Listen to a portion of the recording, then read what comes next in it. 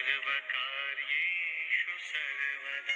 भारतम जयतु संस्कृतम AP Sanskrit studies YouTube channel को समस्त को स्वागतम। श्रद्धेय छात्र छात्री माने आज हम माने आउ एक नूतन अध्याय अवतीर्ण होइछे। आज हम माने युक्त द्वितीय वर्षर ऑप्शनल संस्कृत स्वप्नवासवतम नाटकर तृतीय अंकर परीक्षा उपयोगी किछि संक्षिप्त प्रश्न उत्तर आलोचना करिबा। आम जानिछे प्रथम अंक, चतुर्थ अंक, पंचम अंक, षष्ठ अंक ए चारोटी बड़ बड़ अंक थिबा बेले द्वितीय और तृतीय अंक अति संक्षिप्त अटे एवं से समय भाष ए द्वितीय तृतीय अंक अति संक्षिप्त करी मध्य कौन आवश्यकता दृष्टि यह रखा बाध्य होइचंती। ए कारण संक्षिप्त एथिपाई जे एथिरे अति कम पात्रंकर आलाप आलोचना होइछि एवं कौनसी आलाप आलोचना मध्यरे संलाप मात्र अछि, कौनसी श्लोक बा पद्य रूप उल्लिखित नहीं। तेणुकरी अति संक्षिप्त हेले मध्य किछि उपादेयता मन करी जे भली भाष रखिछंती आमे मध्य या मध्यरे थिबा अति संक्षिप्त किछि किछि अल्प हेले मध्य प्रश्न उत्तर आलोचना करिनवा। महत्वता दृष्टि तृतीय अंक निश्चित एक महत्वपूर्ण अंक अटे। तेणुकरी एठारे तृतीय अंकर सारांश एक संक्षिप्त उत्तर हो पारिबो। एतत् व्यतीत जदि देखा जाए तृतीय अंकरे ही विवाह प्रस्तुति हेउची मगधराज नंदिनी पद्मावती सहित से राज्य को आगमन करिथिबा वत्स राज्यर उदयन,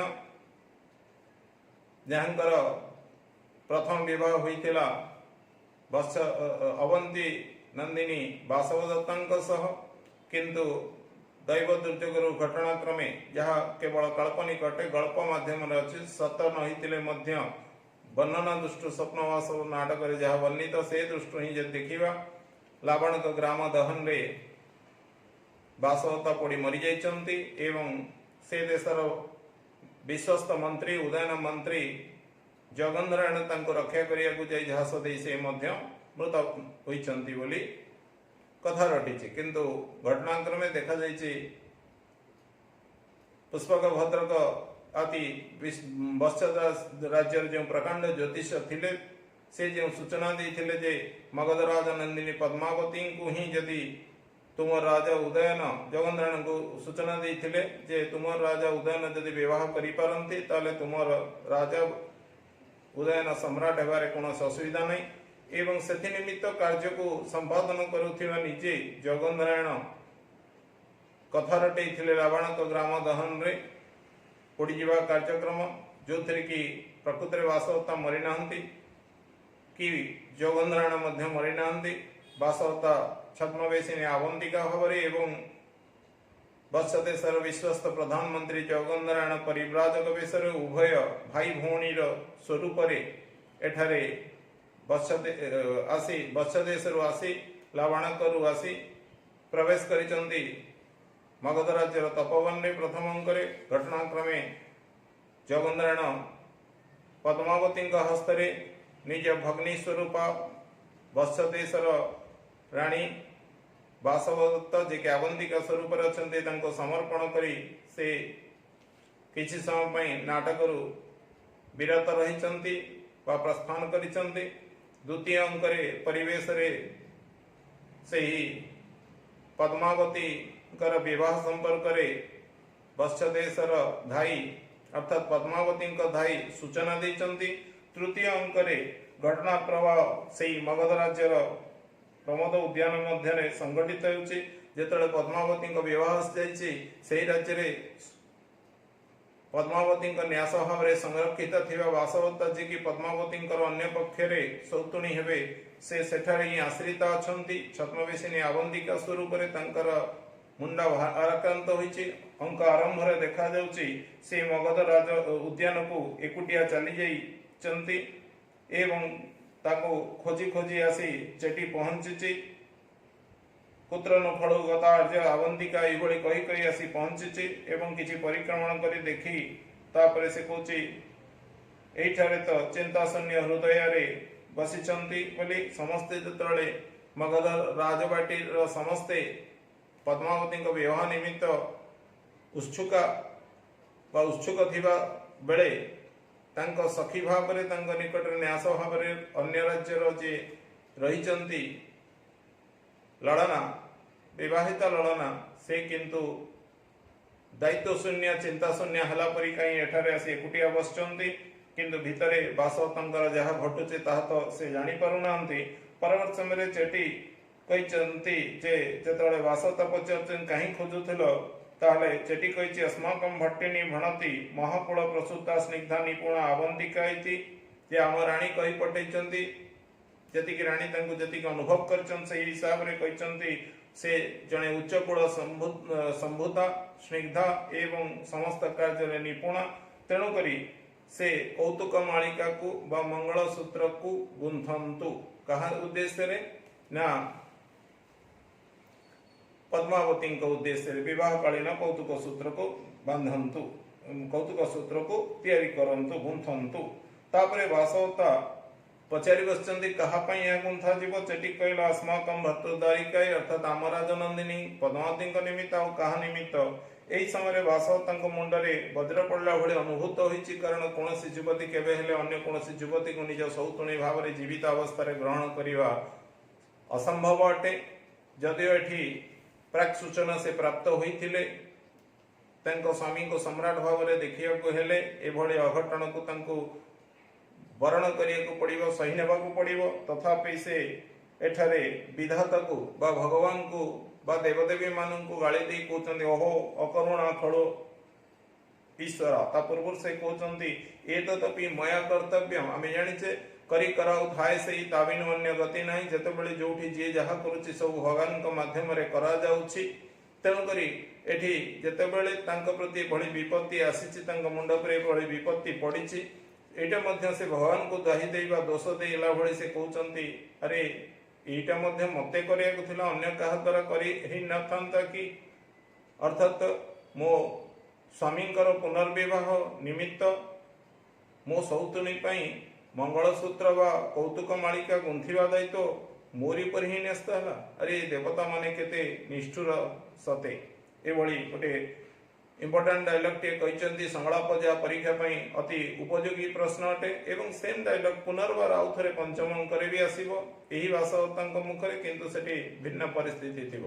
ତେଣୁ ତୃତୀୟ ଅଙ୍କେ ଅହୋ ଅକରୁଣା ଖଳୁ ଈଶ୍ୱର ଇତି କସ୍ମିନ୍ ପ୍ରସଙ୍ଗେ ତୃତୀୟାଙ୍କେ କୟା ଉତ୍ତମ ବା କେନ ଉତ୍ତମ ହେଲେ ଏଠାରେ ଯେଉଁ ପ୍ରସଙ୍ଗ ଚାଲିଛି ସେହି ପ୍ରସଙ୍ଗକୁ ନେଇ ଏହାର ଉତ୍ତର ଉପସ୍ଥାପନ କରାଯିବ। ସର୍ବକାଳୀନ ଇମ୍ପୋର୍ଟାଣ୍ଟ ପ୍ରଶ୍ନଟିଏ। ତାପରେ ସେଠି କିଛି ଚିନ୍ତା ଥିବା ବାସବତାଙ୍କୁ ଦେଖି ସେ କହିଛି ଶୀଘ୍ରତା କରନ୍ତୁ, ଶୀଘ୍ରତା କରନ୍ତୁ। ଏଇ ତ ଜାମାତା ମଣିଭୂମିରେ ସ୍ନାନ କଲେଣି, କିନ୍ତୁ ବାସବତା ସେତେବେଳେ ପୁନର୍ବାର କିଛି ସମୟ ପାଇଁ ମନେ ମନେ କହିଛନ୍ତି ମୋତେ ମାନେ ନ ସ୍ୱପ୍ନମି ଅନ୍ୟ ଚିନ୍ତାୟିତ, ମୁଁ ଅନ୍ୟ ପ୍ରକାର ଚିନ୍ତା କରିପାରିବି ନାହିଁ। କାରଣ ସେ ଦେଖୁଛନ୍ତି ମୋ ଭାଗ୍ୟ ନେଇ ମୋତେ କୋଉଠି ପଳେଇଲାଣି, ସେ ବିଷୟରେ ମୁଁ ଟିକେ ଚିନ୍ତା କରିବାକୁ ଏମାନେ ସମୟ ଦେଉନାହାନ୍ତି। ଯାହା ହଉ ନା କାହିଁକି ପ୍ରକାଶରେ ପଚାରୁଛନ୍ତି କଣ କି ଦୃଷ୍ଟ ଜାମାତା, ଯେମିତି ଦ୍ୱିତୀୟ ଅଙ୍କରେ ସେ ଭାଇ ମୁଖରୁ ନିଜର ବିଚ୍ଛେଦିତ ସ୍ୱାମୀଙ୍କର କୁଶଳ ଜିଜ୍ଞାସା କରିଥିଲେ, ସେ ସର୍ବକୁଶଳ ଅଛନ୍ତି କି ନାହିଁ, ଠିକ୍ ସେଇଭଳି ଭାବରେ ଏଠାରେ ମଧ୍ୟ ଚେଟି ମୁଖରୁ ଜାଣିବାକୁ ଚାହିଁଛନ୍ତି କି ଦୃଷ୍ଟ ଜାମାତା କଣ ଜ୍ୱାଇଁ ପୁଅକୁ ଦେଖିଛ? ଚେଟି ତାପରେ କହିଛି ଆମ୍ ଦୃଷ୍ଟ ଭର୍ତ୍ତୃଦ୍ୱାରିକା ସ୍ନେହେନ ଅସ୍ମାକଂ କୌତୂହଳେନ, ଭର୍ତ୍ତୃଦ୍ୱାରିକାଙ୍କର ଆମଠାରେ ଥିବା ସ୍ନେହତରୁ ଏବଂ ଆମର ଦେଖିବାର କୌତୂହଳତା ମୁଁ ଦେଖିବାକୁ ପାଇଛି। ତାପରେ ବାସବତା ନିଜ ସ୍ୱାମୀଙ୍କର ସୌନ୍ଦର୍ଯ୍ୟ ବିଷୟରେ ପଚାରି ବସିଛନ୍ତି ଏବଂ ସେତେବେଳେ ସେ କହିଛି ଚେଟି ଆର୍ଜେ ଭଣାମି ତାବ ନେଦୃଶ ଦୃଷ୍ଟ ପୂର୍ବ, ଏମିତି କେବେ ମୁଁ ଦେଖି ନାହିଁ। ହେଠୁ ତାହା ଅତ୍ୟନ୍ତ ପଜିଟିଭ ବା ଅତ୍ୟନ୍ତ ନେଗେଟିଭ ଏହା ଜାଣିବାର ଯେତେବେଳେ ପୁନର୍ବାର ସେ ପଚାରୁଛନ୍ତି କୁହ କୁହ କଣ ବହୁତ ସୁନ୍ଦର, ସେଠୁ ସେଠି ଆଉ ଟିକେ ଭଲ ଭାବରେ ବଖାଣ ଦେଇ କହିଛି ସତ୍ୟ ମଣିତମ ସରଚାପହୀନ କାମ ଦେବ ଇତି, ଅର୍ଥାତ୍ ଉଦୟନଙ୍କୁ ଧନୁ ଓ ଫୁଲସର ବ୍ୟତୀତ କାମଦେବଙ୍କ ସହିତ ତୁଳନା କରି କହିଛି। ତାପରେ ସେଠି ପୁନର୍ବାର ସେ ଏଭଳି ଶୁଣିବାରୁ ନିଜକୁ ବିରତ ରଖିବାକୁ ଯାଇ କହୁଛନ୍ତି ଭବତୁ ଏତାବତ୍। ଏହି ସମୟରେ ଯଦି ସେଠି ଯେତେବେଳେ ପଚାରୁଛି କିଂ ନିମିତ୍ତମ ବାରୟସୀ, ଆପଣ ତ ପଚାରିଲେ ବେଳକୁ ବେଳ ମୁଁ ତାକୁ ଯଦି ବଖାଣ କରୁଛି ତାହେଲେ ଆପଣ ସେଥିରେ ବାରଣ କରୁଛନ୍ତି କାହିଁକି? ଏହି ସମୟରେ ବାସବତାଙ୍କ ମୁଖରେ ଗୋଟିଏ ସଦୁକ୍ତି ପରିପ୍ରକାଶ ହେଇଛି ଅଯୁକ୍ତମ ପରପୁରୁଷ ସଂକୀର୍ତ୍ତନମ ଶ୍ରୋତୁମ, ଇଏ ଗୋଟେ ଥଟ୍ ବା ସଦୁକ୍ତି ହେବ।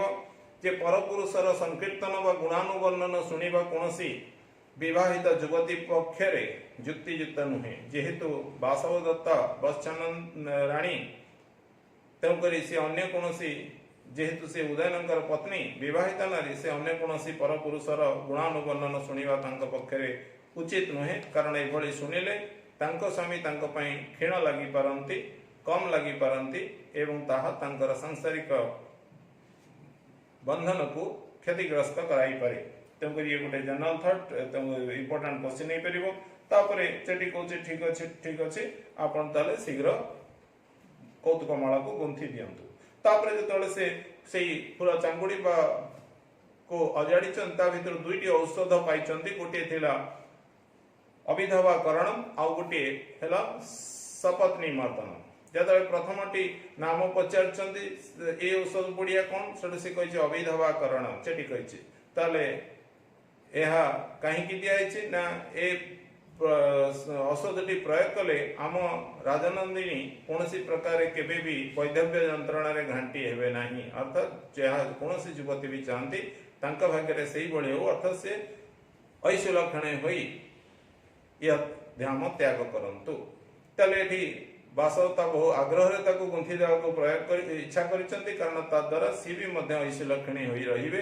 ଅର୍ଥାତ୍ ଯେ ପର୍ଯ୍ୟନ୍ତ ପଦ୍ମାବତୀ ବୈଧବ୍ୟ ଯନ୍ତ୍ରଣାରେ ଘାଣ୍ଟି ହେବେ ନାହିଁ, ସେ ପର୍ଯ୍ୟନ୍ତ ବାସବଦତ୍ତାଙ୍କୁ ମଧ୍ୟ ବୈଧବ୍ୟ ଯନ୍ତ୍ରଣା ଆସିବାର ସମ୍ଭାବନା ନାହିଁ। ଆଗ୍ରହ ପ୍ରକାଶ କରିଛନ୍ତି ଔଷଧଟିକୁ ସେ ଫୁଲହାରରେ ବା କୌତୁକ ମାଳିକାରେ ଗୁନ୍ଥି ଦେବା ପାଇଁ। ପରବର୍ତ୍ତୀ ଔଷଧ ପୁଡ଼ିଆଟି ପାଇଁ ଯେତେବେଳେ ପଚାରୁଛନ୍ତି ଏ ଔଷଧ ପୁଡ଼ିଆ କ'ଣ ନା ସପତ୍ନୀ ମର୍ଦ୍ଦନ, ଅର୍ଥାତ୍ ତାଙ୍କର ସୌତୁଣ୍ଡ ମୃତ୍ୟୁ ହେବ। ଏହାକୁ ସାଙ୍ଗେ ସାଙ୍ଗେ ପ୍ରତ୍ୟାଖ୍ୟାନ କରିଛନ୍ତି ବାସବଦତ୍ତା ଯେ ନା ଏଇଟା ହେଇପାରିବ ନାହିଁ, ଏହାକୁ ଗୁନ୍ଥା ଯାଇପାରିବ ନାହିଁ। ଯେତେବେଳେ ସେଠି ପଚାରି ବସିଛି କାହିଁକି ନା ଆମେ ତ ସମସ୍ତେ ଜାଣିଛେ ପ୍ରଥମ ଅଙ୍କରେ ବ୍ରହ୍ମଚାରୀ ଆସି ବର୍ଣ୍ଣନା କରିଛନ୍ତି ତାଙ୍କ ପ୍ରଥମା ପତ୍ନୀ ବାସବଦତ୍ତା ତ ମୃତା, ଲାବାଣକ ଗ୍ରାମ ଦହନେ ମୃତା। ତେଣୁ ଯଦି ସେ ମୃତା, ତାହେଲେ କୌଣସି ପ୍ରକାର ସେ ଔଷଧର ଯେତେବେଳେ ଆବଶ୍ୟକତା ନାହିଁ ତାହାକୁ ପ୍ରୟୋଗ କରି ଲାଭ କ'ଣ। ଏଇଭଳି ଭାବରେ ସେଥିରୁ ସେ ଦୂରେଇ ରହିଛନ୍ତି ବା ନିଜକୁ ଦୂରେଇ ରଖିଛନ୍ତି କୌଶଳ କ୍ରମେ। ତାପରେ ପୁନର୍ବାର ଆଉ ଏକ ଚେଟି ପ୍ରବେଶ କରି ବ୍ୟଗ୍ରତା ପ୍ରକାଶ କରିଛି ଫୁଲହାର ଶୀଘ୍ର ଗୁନ୍ଥି ନେବା ପାଇଁ। ଏବଂ ସେତେବେଳେ ବାସବଦତ୍ତା କହିଛନ୍ତି ଫୁଲହାର ତାରି ଭିତରେ ଗୁନ୍ଥି ଦେଇଛନ୍ତି ଏବଂ ଚେଟି ଅତି ସୁନ୍ଦର ହୋଇଛି କହି ପ୍ରସ୍ଥାନ କରିଛି। ତାପରେ ବାସବଦତ୍ତା ଏକୁଟିଆ ପୁନର୍ବାର ହୋଇଯାଇ କହୁଛନ୍ତି ଯେ ଯାଏ ମୁଁ ଟିକେ ଶୋଇପଡ଼େ।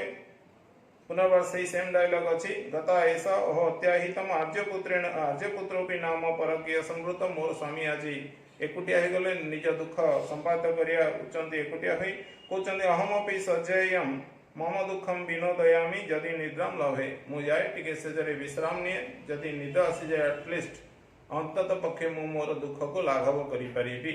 एई कही तृतीय अंकर परिसमाप्ति घटिছে এইভଳି ভাବରେ ଏହି ନାଟକରେ ଆସୁଥିବା उपयोग्य किसी संक्षिप्त प्रश्न उत्तर को आम डिस्कसन कले जहाँकि आम कहीपर यही प्रश्न मान एठारे आसीपर जे पद्मावत्या विवाह बसरे आवंतिका कुत्र गतवती चेटी प्रमोद बने कीदृशी बासवत्तम दृष्टवती पद्मावत्या विवाहवसरे बासवदत्ता किं कृतवती कथम आवंतिकया कौतुक मालिका गुंफनिया कौतुक मालिका आवंतिका किम औषधम कथम गुंफितवती कौतुक मालिकायां आवंतिका किम औषधम कथम न गुंफितवती